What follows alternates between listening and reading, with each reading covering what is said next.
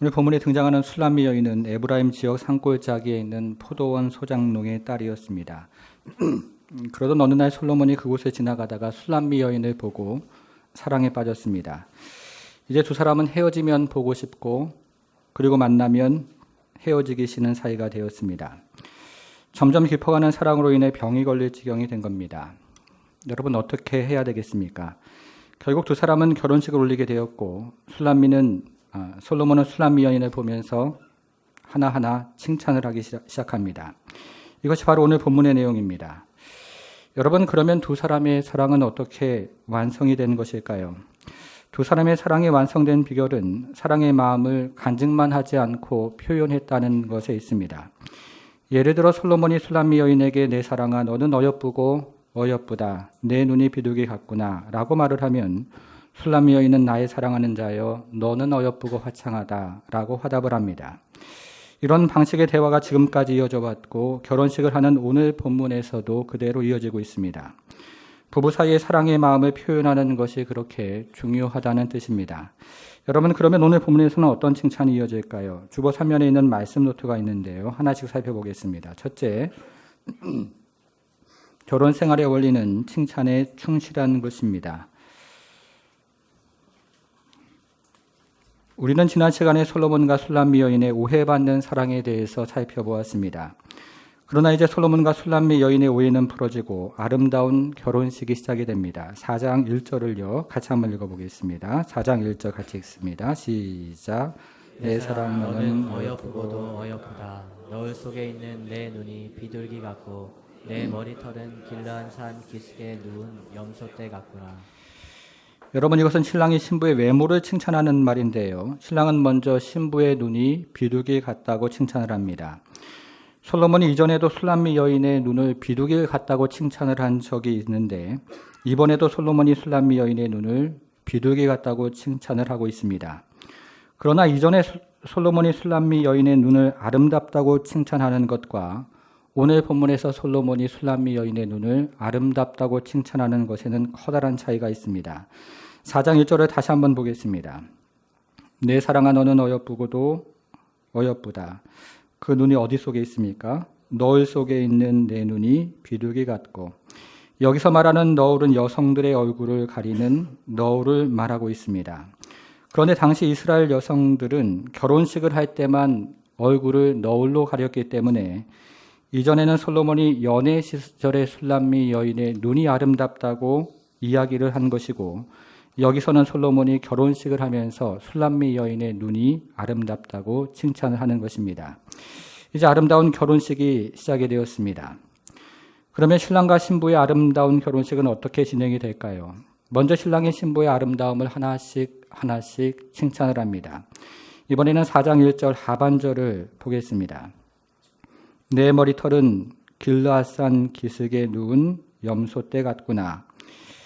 여인의 머리털을 누워있는 염소떼의 비유를 하는데 여인의 머리털을 누워있는 염소떼의 비유를 하는 것은 다소 어색합니다. 그러나 여기에 누워있다는 말을 성경사전에서 찾아보면 뛰어내리다 이런 뜻이 있기 때문에 여기서 내 머리털이 누워있는 염소떼 같구나 라는 말은 내 머리털이 뛰어내리는 염소떼 같구나 라는 뜻이 됩니다. 술람미 여인의 머리털이 산을 뛰어내리는 염소떼처럼 머리부터 어깨까지 아름답게 늘어져 있는 모습을 칭찬하고 있는 겁니다. 여러분, 이어지는 내용도 마찬가지인데요. 2절부터 6절까지를 같이 한번 읽어보겠습니다. 2절부터 6절까지 같이 한번 읽습니다. 시작. 내 이는 목욕장에서 나오는 털같은 남양 곧 새끼 없는 것은 하나도 없이 각각 쌍태를 낳은 양 같구나. 내 입술은 홍색 실 같고 내 입은 어여쁘고 너울 속에 내 뺨은 석류 한쪽 같구나. 내 목은 무기를 들여고 건축한 다윗의 망대 곧 방패 1000개 용사의 모든 방패가 달린 망대 같고 내 두 유방은 백합화 가운데 꿀을 먹는 쌍태 어린 사슴 같구나. 날이 저물고 그림자가 사라지기 전에 내가 모략산과 유양의 작은 산으로 가리라. 솔로몬은 술람미 여인의 눈으로부터 시작을 해서 위에서부터 아래까지 구석구석을 칭찬하기 시작합니다. 그리고는 신부의 아름다움이 완벽하다고 선언합니다. 7절을 보시겠습니다. 나의 사랑하는 너는 어여쁘고 뭐라고 되어 있습니까? 아무 흠이 없구나. 이렇게 두 사람의 사랑을 완성하는 것은 바로 서로 간의 칭찬이었습니다. 여러분, 그러면 반대로 부부의 사랑을 해치는 것은 무엇일까요? 미국에서 유학생활을 하면서 학교에서 정원사 일을 했던 적이 있습니다. 이 캘리포니아 여름은 매우 길고 햇빛이 뜨거운데요. 한여름에 꽃을 가꾸고 나무를 가꾸는 일은 그리 쉬운 일은 아닙니다. 여러분, 그런데 아름다운 꽃과 아름다운 나무가 펼쳐져 있는 정원을 망치는 손쉬운 방법이 한 가지 있는데, 아름다운 정원을 망치는 가장 손쉬운 방법은 정원을 그대로 방치해 놓는 겁니다. 우리 생각에는 정원을 그대로 방치해버리면 나무와 꽃이 알아서 잘 자랄 것 같지만 실제로는 잡초가 무성해지고 벌레가 많아져서 정원이 이내 망가지는 겁니다. 오늘날 많은 부부들의 관계가 그렇습니다. 부부가 서로의 관계를 돌보지 않고 방치하는 경우들이 많습니다. 그러면 부부의 관계에 잡초가 무성해지고 벌레가 많아져서 이 부부의 관계가 망가지는 겁니다. 인생의 가장 중요한 것을 잃어버리게 됩니다. 성도 여러분, 여러분들의 부부관계는 어떻습니까? 서울 신랑과 경상도 신부가 국수를 먹다가 말다툼이 일어났습니다. 신랑은 국수가 맞는 말이라고 했고 신부는 국시가 맞는 말이라고 했습니다. 이 신혼부부가 한참을 싸우다가 결판이 나지 않자 이웃에 있는 선생님을 찾아갔습니다.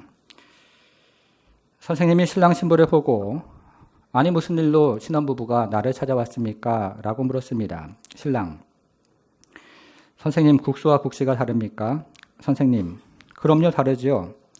국수는 밀가루로 만드는 것이고 국시는 밀가리로 만드는 것입니다.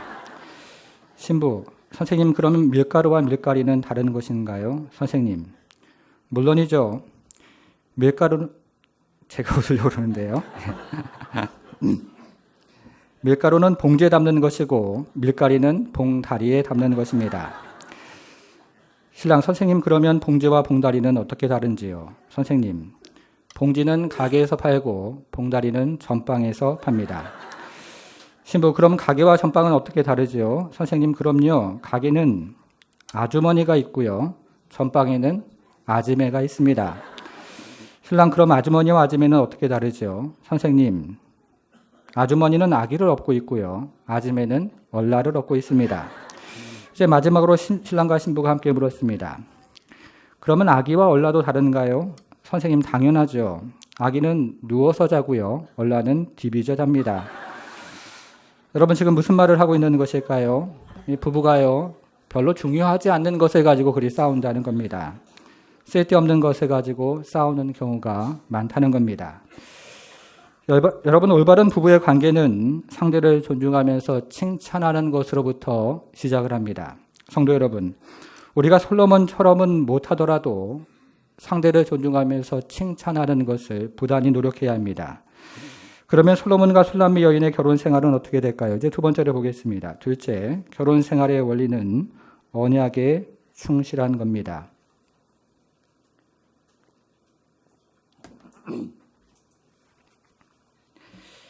솔로몬은 이제 술람미 여인의 육체적인 아름다움에 대해서 노래한 후에 두 사람의 관계 아름다움에 대해서 노래를 합니다.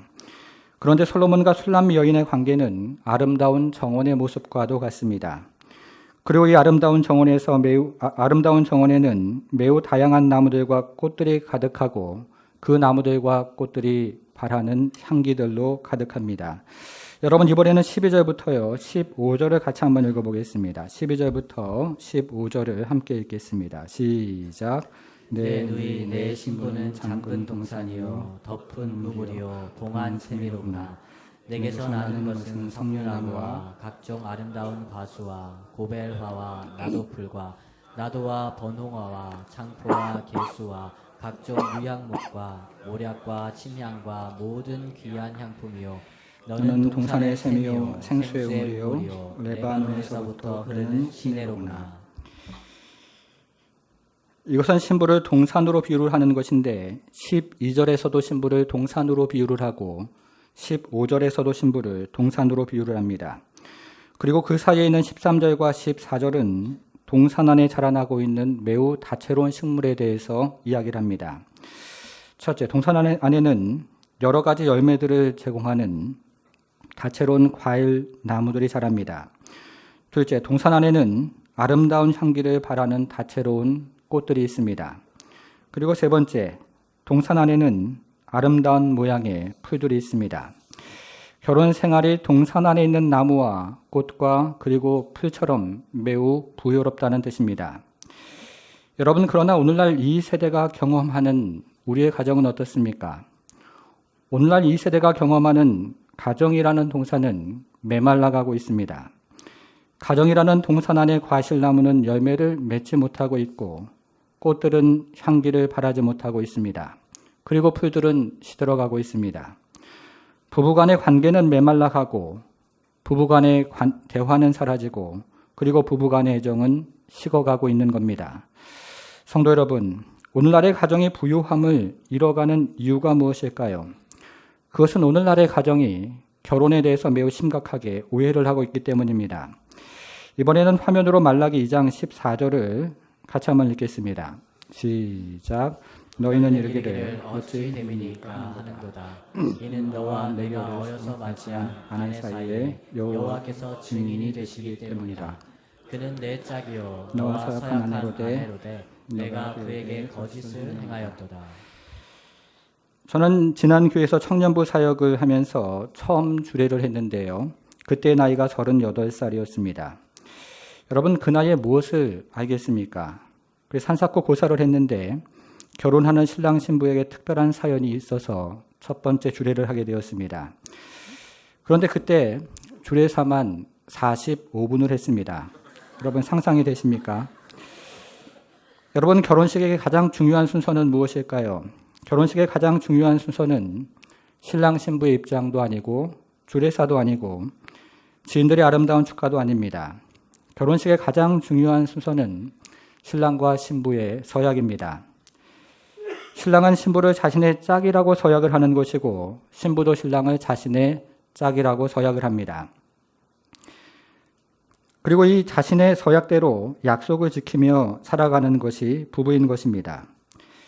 그러면 결혼식의 주인공은 누구일까요?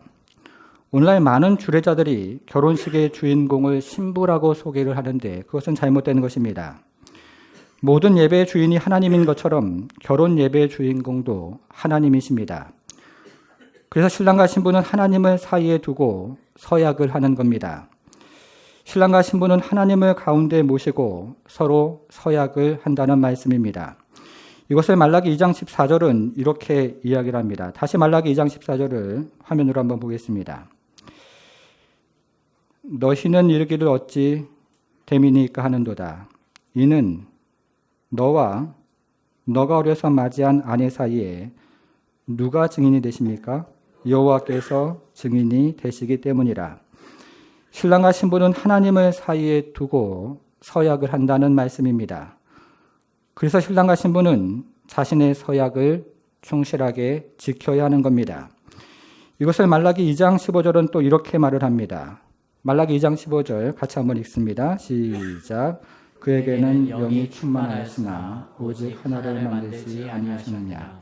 어찌하여 하나만 만드시느냐. 이는 경건한 자손을 얻고자 하심이라. 그러므로 내 심령을 삼가 지켜 어려서 맞이한 아내에게 거짓을 행하지 말지니라.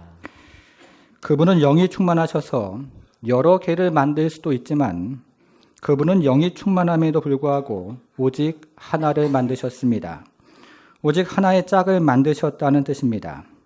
그런데 여기에 등장하는 하나라는 말에는 유일하다는 의미도 있고 최고라는 의미도 있습니다. 그리고 이 말이 신약에서는 예수님을 가리키는 독생자라는 말로 번역이 됩니다. 그래서 독생자라는 말은 하나밖에 없는 유일한 아들이라는 의미도 있고 최고의 아들이라는 의미도 있습니다. 그래서 오직 하나를 만들지 아니하셨느냐라는 말은 오직 최고를 만들지 아니하셨느냐라는 뜻으로도 이해가 됩니다. 그러니 지금 옆에 있는 아내를 하나님께서 인도하신 최고로 여기며 살라는 뜻입니다. 그리고 지금 옆에 있는 남편을 하나님께서 인도하신 최고로 여기며 살라는 것입니다. 이것이 결혼의 서약입니다.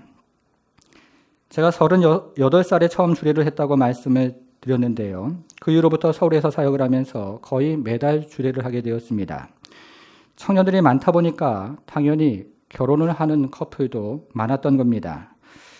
그런데 주례를 하고 나면 몇 달이 지나서 신랑이나 신부가 전화를 하거나 찾아와서 이런 하소연을 합니다. 목사님, 저 사람이 정말 그럴 줄을 몰랐어요. 눈에 있는 콩깍지가 떨어지면서 저 사람이 그런 사람인 줄을 몰랐다는 겁니다. 여러분, 왜 그럴 줄을 몰랐을까요? 인간이 다 그런 것인데 말입니다. 인간이 다 죄인인데 말입니다. 같이 살다 보면 인간이 다 그렇고 또 인간이 다 죄인입니다. 그러나 그럼에도 불구하고 나의 아내를 최고의 짝으로 여기며 살라는 것이고, 그럼에도 불구하고 나의 남편을 최고의 짝으로 여기며 살라는 겁니다. 이것이 바로 성경이 말하는 결혼의 서약입니다. 성도 여러분, 기억하십시오. 부부의 관계는 사랑에 의해 유지되는 것이 아니라 부부의 관계는 언약에 의해 유지된다는 사실을 기억하셔야 합니다. 프랑스의 문학가인 생테쥐베리가 지은 어린 왕자라는 소설이 있습니다. 어린 왕자가 사는 작은 별에 꽃이 한 송이 있었습니다. 어린 왕자는 이 꽃을 주의 깊게 살펴보았는데 이 꽃은 겸손하지도 않고 자기에게 있는 4개의 가시로 호랑이 발톱을 물리칠 수 있다고 허세를 부리기 시작합니다. 그래서 어린 왕자는 이 꽃이 주는 괴로움으로 인해 그 별을 떠나기로 마음을 먹고 별을 하나씩 정리를 하기 시작합니다. 그리고 마지막으로 꽃에 꽃가루 씨를 주려고 했는데 그 꽃은 마지막까지 거만하게 굴었습니다. 결국 어린 왕자는 자신의 별을 떠나서 7개의 다른 별을 여행한 후에 지구에 도착을 했습니다. 그리고 지구를 돌아다니다가 자기 별의 꽃이 장미라는 사실을 깨닫게 되었고, 한 정원에 그와 같은 장미꽃이 5,000개나 피어 있는 것을 보면서 자기 별에 있는 꽃이 유일한 꽃이 아니라는 사실을 깨닫고 크게 실망을 하게 되었습니다. 이때 여우가 어린 왕자에게 나타나 길들인다는 말의 의미를 알려줍니다. 그리고 어린 왕자는 여우와의 대화를 통해서 자신이 물을 주고 벌레를 주었을 뿐만 아니라 바람막이까지 씌워 주었기 때문에 그의 장미꽃은 지구에 있는 수많은 장미꽃과는 다른 유일한 장미라는 사실을 깨닫게 됩니다. 그가 그의 장미에게 책임이 있다는 사실을 깨달은 겁니다. 그 책에 이런 대사가 있습니다. 너는 나에게 이 세상에 단 하나뿐인 존재가 되는 것이고 나도 너에게 세상에 단 하나뿐인 유일한 존재가 되는 거야. 유일한 짝이라는 뜻입니다. 이 세상에 수많은 사람들이 있지만 그러나 지금 나와 함께하고 있는 바로 그 사람이 유일한 짝이라는 뜻입니다. 여러분, 조강지처라는 고사성어가 있습니다. 후한의 광무제 때의 일화입니다. 광무제의 누이였던 호양공주가 일찍이 과부가 되자 광무제는 새 남편을 들여줄 생각으로 마음에 드는 사람이 있는지를 물었습니다. 그러자 호양공주는 광무제의 신하였던 송홍이라고 대답을 했습니다. 그런데 송홍은 이미 유부남이었기 때문에 호양공주가 마음에 든다고 해서 혼사를 마음대로 진행할 수는 없는 노릇이었습니다. 송홍이 지금 살고 있는 아내와 헤어지거나 지금 살고 있는 아내를 첩으로 삼을 때만 가능한 일이었습니다. 그래서 광무제는 송홍을 불러서 술을 나누면서 넌저시 마음을 떠보았습니다. 사람이 출세하면 아내를 바꾸고 사람이 부유해지면 친구를 바꾼다는데 자네는 어떤가? 이 말을 들은 송홍은 이렇게 대답을 했습니다. 신은 가난할 때 친했던 친구는 잊어서는 안 되고 찌개미와 쌀겨를 먹으며 고생한 아내는 집에서 내보내지 않는다고 들었습니다. 여러분, 여기서 조강지처라는 말이 유래를 했는데요. 조강지처의 조는 술의 찌개미를 뜻하는 말이고 강은 쌀의 결을 뜻하는 말입니다. 먹을 것이 없어서 술의 찌개미를 함께 먹으며 고생한 아내, 그리고 먹을 것이 없어서 쌀의 결을 먹으며 함께 고생한 아내를 버려서는 안 된다는 말입니다. 이것이 바로 말라기의 말씀입니다. 여러분, 그러면 부부가 지켜야 하는 언약은 무엇일까요? 다시 아가서로 돌아와서 4장 12절을 보겠습니다. 4장 12절을 같이 한번 읽겠습니다. 4장 12절입니다. 시작. 내 누이 내 신부는 잠근 동산이요 덮은 우물이요 봉한 샘이로구나. 여러분, 이 구절은 신부를 세 가지로 표현하는데 첫째는 동산이고, 둘째는 우물이고, 그리고 세 번째는 샘입니다. 먼저 신부를 동산으로 표현을 하는데 특별히 잠근 동산이라고 말합니다. 이것은 결혼 전까지는 잠겨 있는 동산이어야 한다는 뜻입니다. 그리고 결혼 후에도 남편이나 아내가 아닌 다른 사람에게는 여전히 잠겨 있는 동산이 되어야 한다는 뜻입니다. 그래서 잠근 동산이라는 말은 성적인 비유이고 배타적인 사랑을 말하는 겁니다. 그래서 만일에 결혼 전에 동산을 열어주면 앞으로 누려야 하는 아름다운 동산이 망가진다는 뜻입니다. 그리고 만일에 결혼 후에 남편이나 아내가 아닌 다른 사람에게 동산을 열어주어도 지금 누려야 하는 아름다운 동산이 망가진다는 뜻입니다. 결혼을 앞두고 있는 여러분, 그리고 결혼 생활을 하시는 여러분, 결혼 안에서의 성은 아름답고 존귀한 것이지만 결혼 밖에서 이루어지는 성은 앞으로 내가 누릴 동산을 망가뜨리고 그리고 지금 내가 누리고 있는 동산을 망가뜨리는 겁니다. 그리고 이것은 우물과 샘이라는 말도 마찬가지입니다. 12절을 다시 한번 보겠습니다. 4장 12절을 보니까요. 여기서 우물이라는 말과 샘이라는 말이 등장을 하는데 여기서도 우물을 특별히 덮은 우물이라고 말을 하고 그리고 샘을 특별히 봉한 샘이라고 표현을 합니다. 이 본문의 배경이 되는 팔레스틴 지역은 대부분 사막입니다. 그래서 우물의 뚜껑을 열어두면 사막에서 날아오는 먼지나 모래가 우물에 들어가서 이 우물이 망가지는 겁니다. 오염이 되어서 마실 수가 없는 우물이 되는 겁니다. 그리고 이것은 샘도 마찬가지입니다. 의역을 하면 이런 뜻입니다. 내가 이미 더러워진 우물물을 미래의 배우자에게 주겠느냐, 혹은 너가 이미 더러워진 우물물을 지금의 배우자에게 주겠느냐.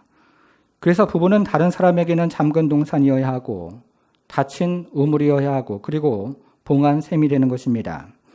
이것이 평생토록 부부가 지켜야 하는 언약입니다. 여러분, 그러면 이 언약을 지키는 가정에게 주어지는 축복의 말씀은 무엇일까요? 4장 15절로 가보겠습니다. 4장 15절을 보니까요.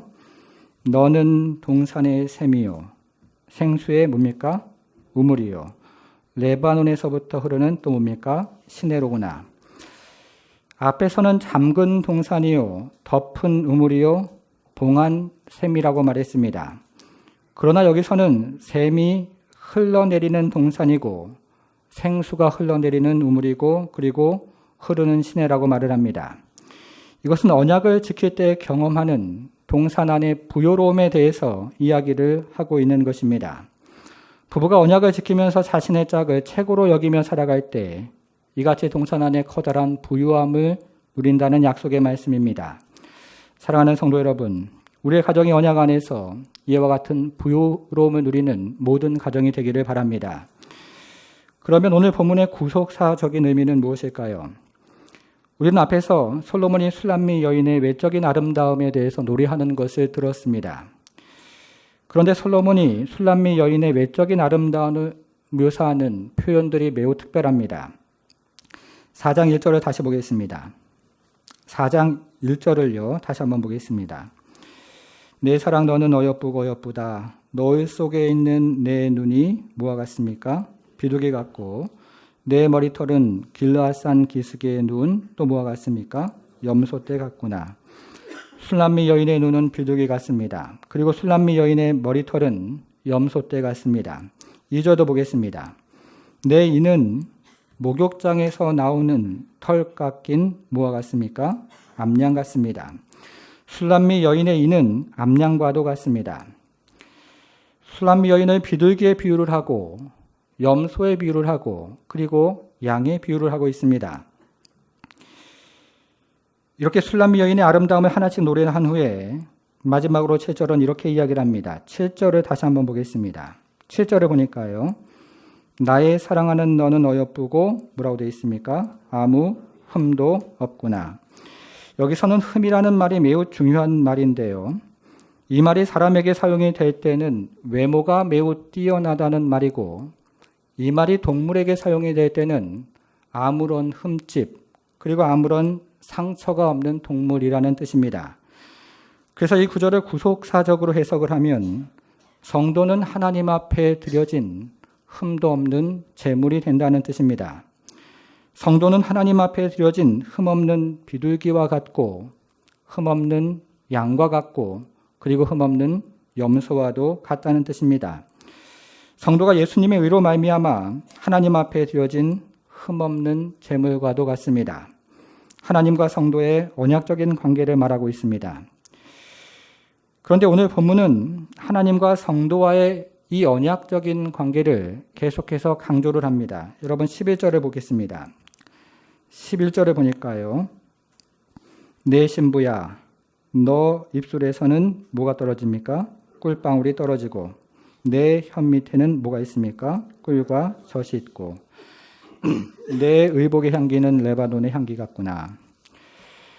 솔로몬과 술람미 여인의 대화는 꿀과 같이 달콤했고 젖과 같이 풍성했습니다. 그래서 솔로몬은 사랑하는 여인과 이야기를 하면 할수록 더 이야기를 하고 싶었던 겁니다. 여러분, 이것이 바로 우리 하나님과 성도의 관계를 말해주고 있습니다. 하나님의 사랑을 경험한 성도는 하나님과 이야기를 하면 할수록 더 이야기를 하고 싶습니다.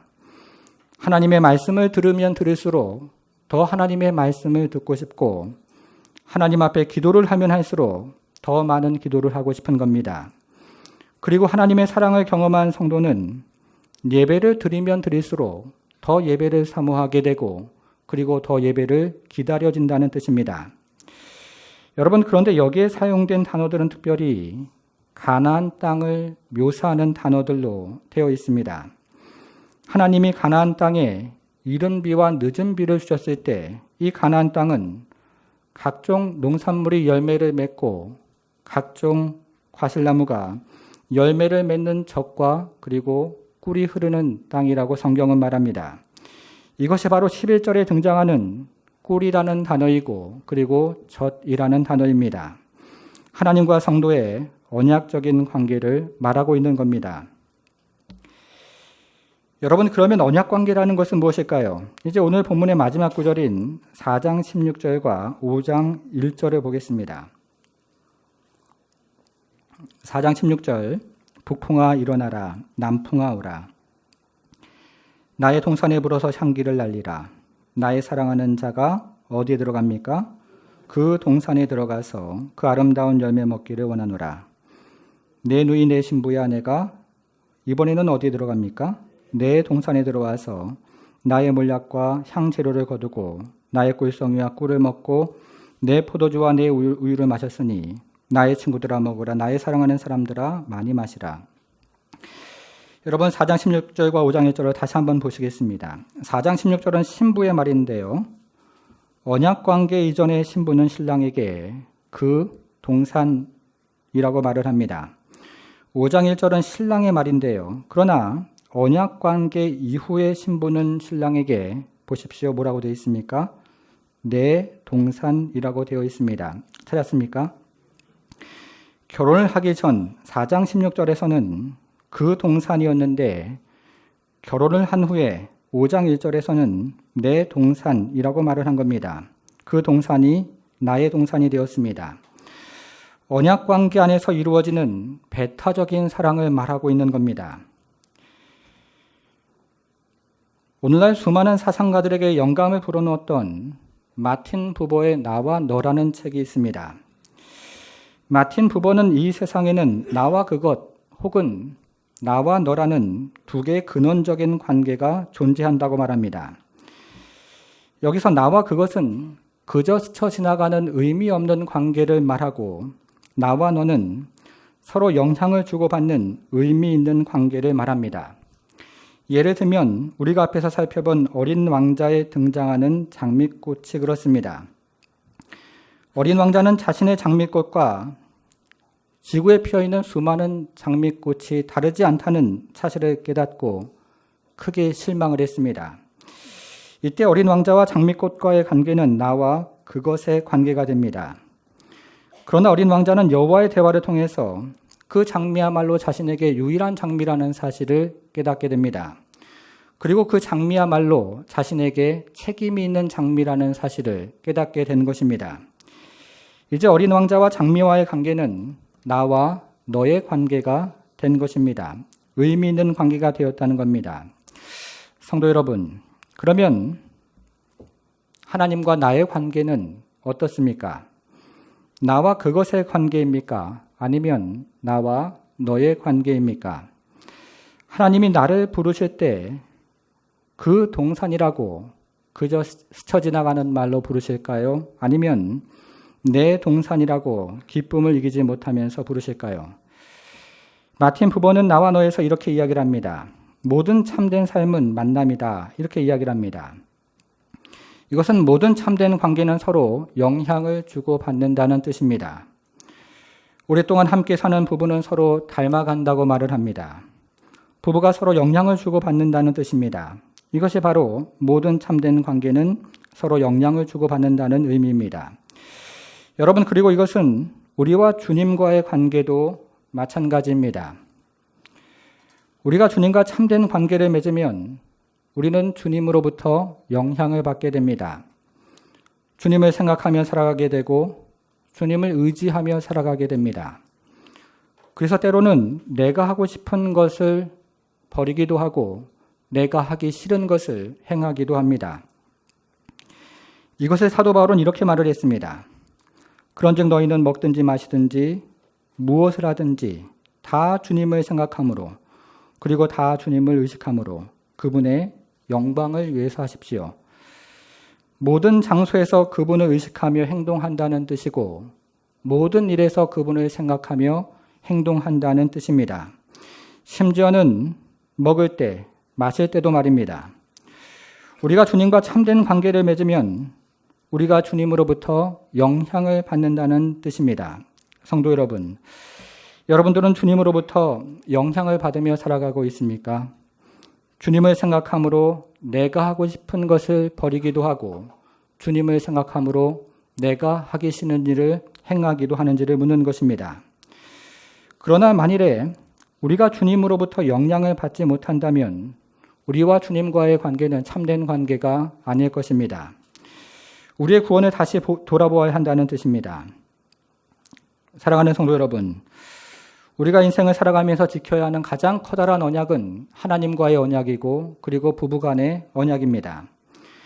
그런데 사람이 하나님과 맺은 언약을 잘 지키려면 인간과의 약속을 먼저 잘 지켜야 합니다. 그리고 하나님은 이 같은 약속에 충실한 사람들에게 오늘 본문에서 이야기하는 동산과 같은 매우 풍성한 은혜를 허락해 주신다고 말씀을 하고 있습니다. 사랑하는 성도 여러분, 우리의 모든 성도가 하나님 앞에 언약에 충실해서 하나님이 주시는 그 동산 안의 부여로움과 풍성함과 그리고 아름다움을 모두 누리고 그리고 경험하는 그런 복된 성도가 되기를 주님의 이름으로 축복합니다.